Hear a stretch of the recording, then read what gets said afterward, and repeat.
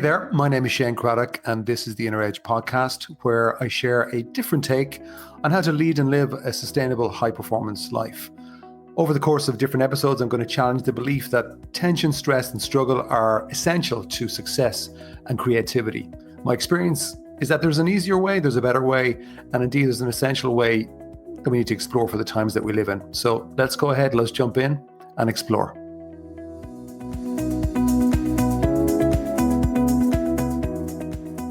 When this podcast goes out, I will be in the middle of hosting my annual event, version of a kind of a modern day retreat for leaders, for entrepreneurs, CEOs, founders, called the Thrive Experience. I've kind of been running it every year for the last 15, 16 years. It's a great opportunity to kind of get together with like-minded people, stop and actually really consider where you are on your journey in life and business. And over the years, I've seen other kind of retreats emerge. Retreats are an industry in themselves. But what I like to think in my diluted state about that's different about Thrive is that it's business people coming together for a bit of fun, a bit of reflection, but we're here for one reason, which is to think about the design of our lives. And when I say lives, I mean your overall life, your work, your business, your personal life. It's all one life. And obviously today's episode is about, I'm calling it Result by Design. And I want to share with you a quote by a gentleman called Robert Fritz. It goes like this: when you think structurally, you ask better and more useful questions. So rather than asking, how do I get this unwanted situation to go away? You might ask, what structures should I adopt to create the results I want to create? So that's Robert Fritz. Now, I think there's quite a lot in that particular quote, but I like to frame it slightly differently. For me, it's not just what he would call structural thinking. To me, I would call it results by design. Because the truth that I've kind of seen is that most leaders, creators, achievers live often in reactive mode. We can firefight, we can chase after problems, react to the problems in our lives at all levels. But often problems will keep coming back because the inherent design that has created those problems never changes. And before you dismiss and say, oh, no, that's not me, please consider what I'm saying, because very often problems are coming out of the design, usually unconsciously. So the key point I'm saying today is that the results you're living right now aren't maybe as random as you might think. They're actually coming from a design, usually an unconscious design in your life, in your business. And if you don't like them, you don't need more effort. What you need actually is a new design. Now let's drill into a kind of a simple universal example, your health. Now this may or may not apply to you, but it is something that I've heard. So you might say, instead of asking like, how do I stop overeating, or how do I stop eating the wrong foods? You could ask, well, what design of eating, movement, and rest leads to the health and energy that I want? Or what design of eating in the evening leads to the end result that I want? So for example, a simple design tweak, instead of actually trying to force your willpower to say, I'm not going to eat chocolate or biggies at nighttime, I'm going to remove them. That's a simple design change. I'm going to remove all chance of temptation and maybe instead put in some fruit. And my design is, when I feel that urge to get a chocolate bar, A, there's none there, and B, I'll eat some fruit instead. It's a simple change in design. And yet your inner voice might be given out, but who cares? We don't fight with the willpower here. We just change the design. Or go into your work. Instead of asking, how do I reduce stress? Right, which I think a lot of people will ask a different question. Ask, what design or use of my time and focus naturally creates more energy and a better state? What design or use of my time and focus naturally creates more energy or better state? And out of that question might come things like, plan the day ahead, plan the week ahead, plan in breaks, take breaks at certain times, and they're very specific about it. exercise during the day, walking, gym, swimming, whatever. But again, you can see my point is instead of how do I reduce stress, the flaw is in the question, and then the design will be flawed. So change the question, ask yourself what design, forget about even the mental side of it. We're now using our mind in a different way. So hang on, let's get creative. What design do we want here to create the result that I want? Results by design. Then think about yourself if you're a leader in the broadest context of the word. But I'll often get a question, I've had this question over many years, is like, how do I get my team to stop underperforming? How can you help me there?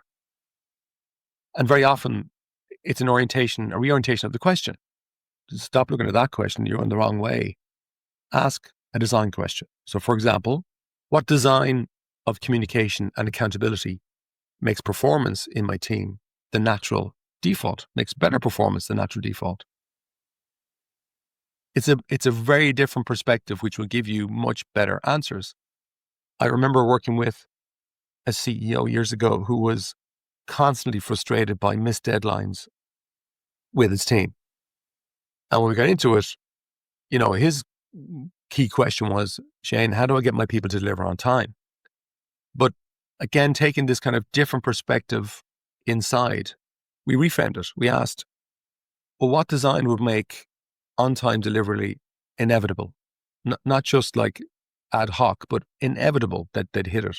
So the solution wasn't more pressure. The solution wasn't shouting or having fights. It was actually more designing in a simple rhythm that would work.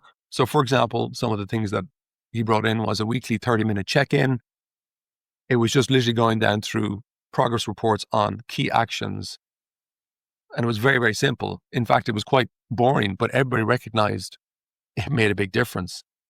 He also brought in shared dashboards that everybody could see. So everybody got clear perspective as to where everything was. So there was a natural feedback mechanism. People could see where they were ahead, where they were behind, where there was issues.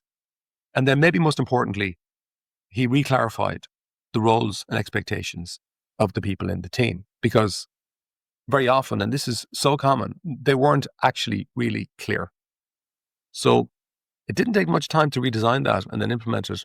And all of a sudden now, on-time delivery became much more consistent. Deadlines weren't an issue anymore. There was less stress, less fighting and it wasn't because people were working harder. They were doing probably almost less effort, but the design shifted and there were better results. If you can almost think of a river, a river flows according to the river banks around it. It finds the path of least resistance. If you want to change the flow of that river, it is very hard. I mean, you don't want to fight the water. It's too powerful. What you would do is you would reshape the banks. You'd reshape the banks and let the water flow in a different direction. That's design, results by design. And just even a simple metaphor again would be, if you think about painting a wall, and if you paint over cracked walls over and over again, if the foundation is wrong, if there are fundamental breaks or cracks in the wall, the cracks will just keep coming back. You're painting over something that inherently has got the wrong design. And that's what I'm talking about by results by design. Like, what's the result you're trying to create in your business, in your life, in your team?